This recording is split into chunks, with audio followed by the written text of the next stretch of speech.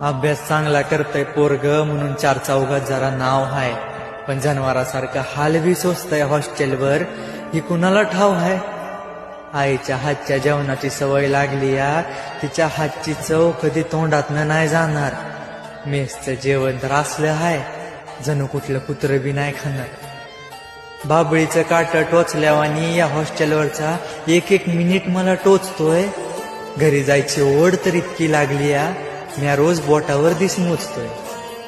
माझी आई लाडानं वाघ म्हणती मला, पण तिला काय माहिती तिचा यो वाघ असली शर्यत लढून लढून पूर्णपणे थकलाय. लोकांना फक्त यश दिसतो, त्यांना काय माहिती पोरगा काल फक्त वडापाव खाऊन झोपलाय.